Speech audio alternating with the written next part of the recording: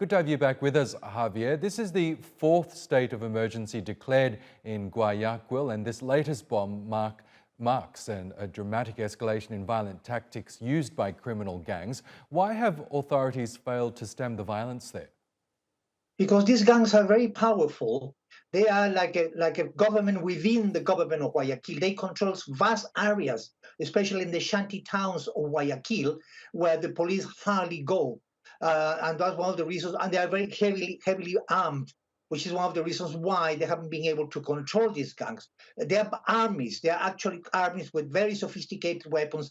And also they have the cooperation of the local population who are afraid to denounce these gangs to the Ecuadorian authorities. So if you combine all these elements, you will see that how difficult it is for the government to control them. We mustn't forget that this is a coastal, Guayaquil is on the coast, the Pacific coast, together with the provinces of Guayas, Manabí, and Esmeraldas, the Pacific coast. And many of the drugs that is produced in Colombia, Peru, and Bolivia are the biggest producers of coca leaf, the raw material for cocaine. A great deal of this cocaine is produced in Colombia and is transported towards the coastal towns. There's a border between coastal towns of Ecuador and Colombia. And they use Guayaquil, the biggest port in Ecuador, well, the biggest city in Ecuador, to transport these drugs towards, say, Mexico, for example. So there's a lot of, as I said to you, they are heavily armed, they are well organized, they have the cooperation of the local population who are afraid to denounce this,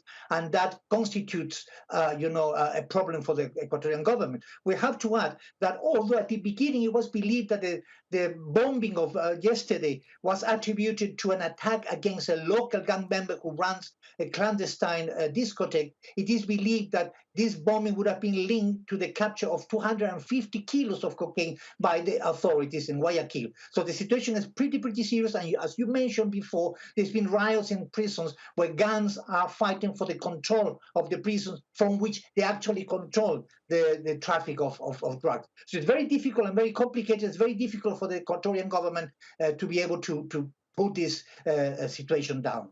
Yes, so what should authorities, including President Guillermo Lasso, do to address rising gang violence?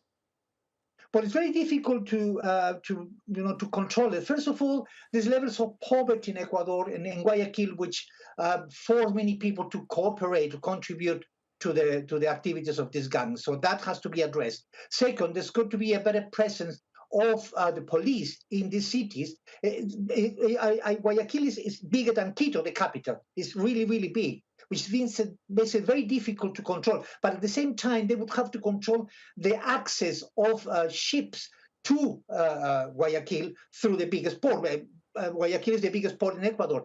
By controlling this, they would be able to control the export of drugs towards Mexico and the United States. But they don't have the resources, they don't have the money, they don't have the manpower to be able to do this. But unless they manage to get more resources, it will be very difficult for them, because these gangs have become very powerful. Yes. They have become very big. They're linked to the Mexican cartels, for example, and that makes it very difficult for them to control. There's going to be a cooperation between Ecuador and Colombia, for example, where the cocaine is produced, so they can control the export of drugs and therefore the growth of these gangs. Okay, Javier Farje, we will have to leave it there, but thank you again for joining us on the program.